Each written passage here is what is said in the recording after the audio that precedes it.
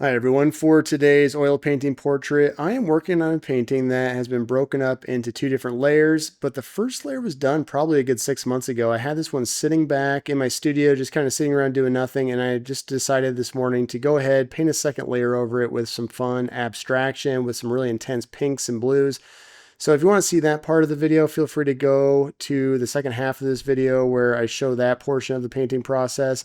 But the first layer, the first part of this painting, I really focus on being extremely traditional. I get the eyes, nose, mouth done in a way that's just a really nice kind of tight impressionism with traditional colors. And really the reason I did that was just to kind of loosen up for an actual portrait painting tutorial I was going to do for my patrons. And the reason for the warm up was because I hadn't painted for a good week or two. I must have been on vacation or something like that. I just didn't have a chance to paint. So I thought, you know what, I better get a warm up in before I go about painting anything for a tutorial. It takes a second for those gears to start turning the way they used to, especially if you've gone a week or two without painting. So I highly recommend, if you are an oil painter, to try to paint as regularly as you can. The longer you hold off painting, the more it's going to take you to get back in the swing of things. So I really suggest just trying to paint as regularly as possible. Now, as far as the approach for this painting, I go with the usual block-in method. I paint the big shapes first, like the background, and then I get into painting the darker shapes, the darker big shapes in the face, the midtones, and the highlights. But I go with the biggest shapes first until I have those all locked in the place that I want them. Now, once that's all done, once I get all the details done, once I get everything right where I want it, that's when I start to have some fun with some abstraction.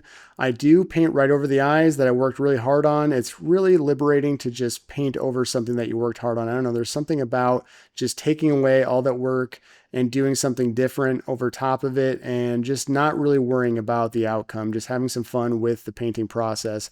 Now, if you would like to learn to paint a bit more like me, if you'd like to paint a little bit looser, where your edges are a little bit softer and you have a little bit more edge control, feel free to check out my Patreon account where you'll see a bunch of oil painting tutorials, exercises, and art downloads. The art downloads, you can get one every month, put it up on your wall and collect them all if you'd like. It's one of the features I think a lot of my patrons really appreciate, is that ability to get an exclusive piece of artwork that you can't find anywhere else.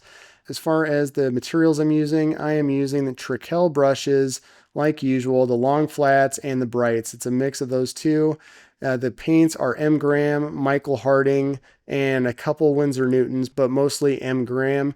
The surface I'm painting on is a hard panel. It's a gesso board from Ampersand. So it's a 2-inch deep cradle in the back with a hardboard surface with gesso over top of that. So that's the surface I'm using. That's all the materials I'm using. Now, as far as the final painting on this one, I get the feeling like this one has a sort of haze over the top half of the painting. So when I was looking at it, it just seemed like somebody was lost in a haze. So that's what I decided to call it, Haze. It seemed like a good, straightforward title. But even though it's just a single word title, I feel like that can leave open a lot of different directions to go as far as what people perceive when they see it. So I'm going to go ahead and put some music on so you can watch the full process for this painting I decided to call Haze.